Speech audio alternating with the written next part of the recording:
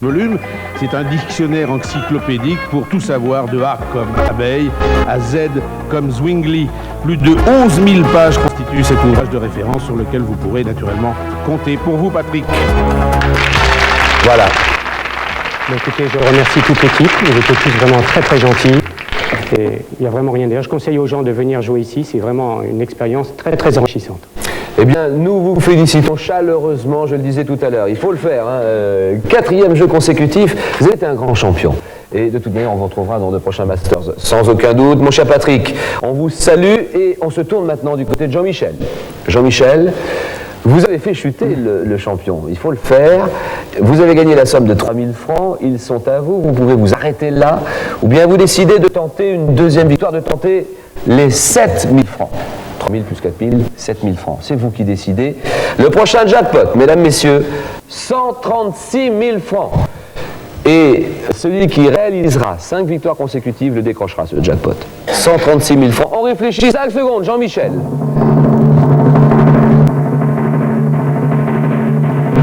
Vous restez ou vous nous quittez? Je m'en vais. Et pour quelle raison, Jean-Michel? Parce que j'ai eu beaucoup de chance sur les quotidiens et compte tenu des autres sujets, j'étais pas certain de passer une deuxième fois. Donc vous êtes fait peur, vraiment? Je me suis fait peur, oui, sur les quotidiens, c'était vraiment limite. Vous avez eu très peur. Jean-Michel, regardez le sourire de Patrick. Parce que vous lui permettez de revenir dans la compétition. Ah, Patrick, donc c'est formidable. Vous partez avec 3 000 francs. Patrick revient, mais il faudra 5 victoires consécutives encore. Il faudra tout, exactement, il faudra tout refaire. Merci mille fois de votre attention. Dans un moment, le 19-20, votre journal d'information. À la prochaine, 18h30. Question pour un fantastique champion. Merci. Allez, on se serre à la main. On se serre la main aussi, Jean-Michel.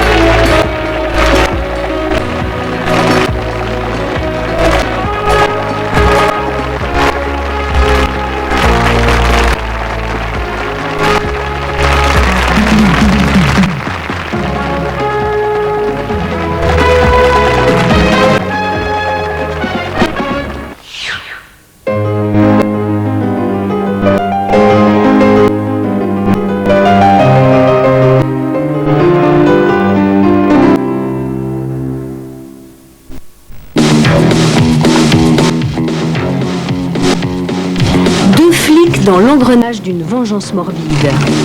Police fédérale à Los Angeles. Fais erreur!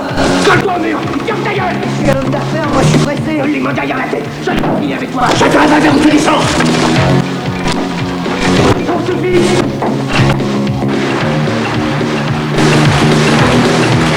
Police fédérale à Los Angeles. Une fascinante descente aux enfers dans le monde des faux monnayeurs de William Friedkin, lundi à 20h30. Novembre 1984 au Sahel, la grande sécheresse. 1989, 5000 hectares de lacs jaillissent du désert. Bravo Rhône-Alpes. 25 000 personnes retrouvent la vie. Des puits, des écoles. Demain, grâce à vous, peut-être ils seront 100 000. Contre la sécheresse des sentiments, Rhône-Alpes se mouille. Et vous? Aidez le Comité pour les raies, 12 rue Mulet, Lyon 1er.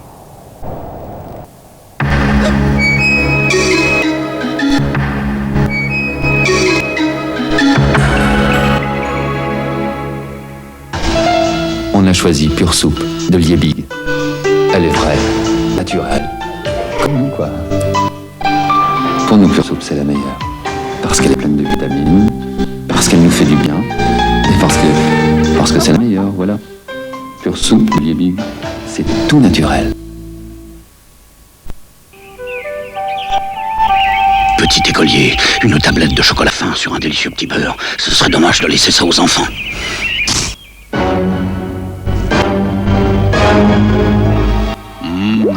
Petit écolier.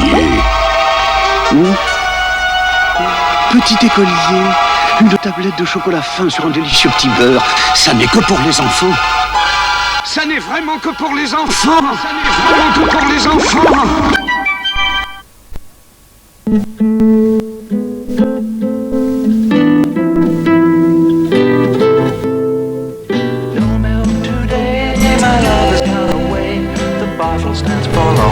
A symbol of the dawn.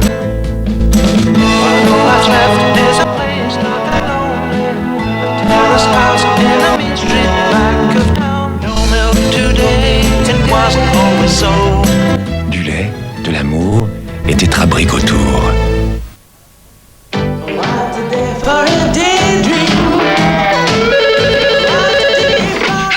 Maman, il pleut, vous rentrez ce soir. Tout va bien, je t'assure. Mon linge, je l'ai fait comme tu m'avais dit, maman, avec ton persil. Chérie, le nouveau persil est liquide. Liquide, oui. J'ai mis un bouchon, un seul, à 40 degrés. Pratique ton nouveau persil liquide. À ce soir, mon chéri. C'est ça, maman, je t'embrasse. Ta mère est rentrée? Non, mais elle pense à moi. Laissez faire Persil, il est sans phosphate. Bonjour. Bonjour, je suis votre voisin du dessus et mon lave-linge... Champagne. Oui. Oui, je vois, le calcaire a encore frappé. Vous auriez dû mettre Calgon à chaque lavage. Lavage après lavage, le calcaire entartre la résistance de votre machine. Pour la protéger, utilisez Calgon à chaque lavage. Votre lave-linge, je pourrais l'utiliser. Bon, d'accord, mais n'oubliez pas de mettre Calgon. Je dérange pas. Non, non, rassurez-vous, vous n'êtes pas le premier. Ah bon, vous aussi? Les lave-linges durent plus longtemps avec Calgon.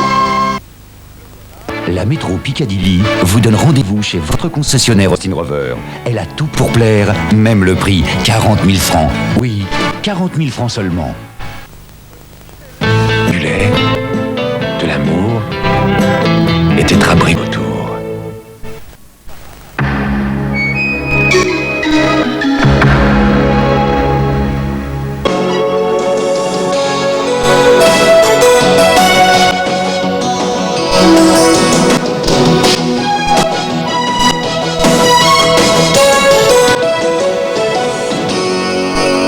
Bienvenue au 19-20, voici les titres. Mikhail Gorbatchev, confronté à la crise la plus meurtrière depuis son accession au pouvoir en 1985. Le massacre de dizaines d'Arméniens au Caucase, la nature même des affrontements, véritable comportement de guerre, font de la République d'Azerbaïdjan le point névralgique de la politique définie par le chef du Kremlin.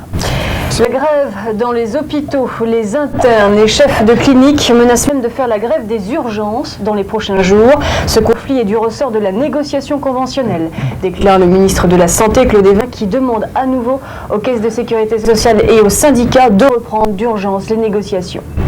L'État saupoudre de mesures financières les stations de sport d'hiver privées de neige. L'absence de flocons pour la troisième année consécutive constitue un manque à gagner important pour les entreprises et les communes qui ont investi massivement dans ce secteur au cours des dernières années. Le ministre du Tourisme, Olivier Stirn, a annoncé le soutien des pouvoirs publics, mais ne pense pas qu'il soit possible d'appliquer la procédure des catastrophes naturelles.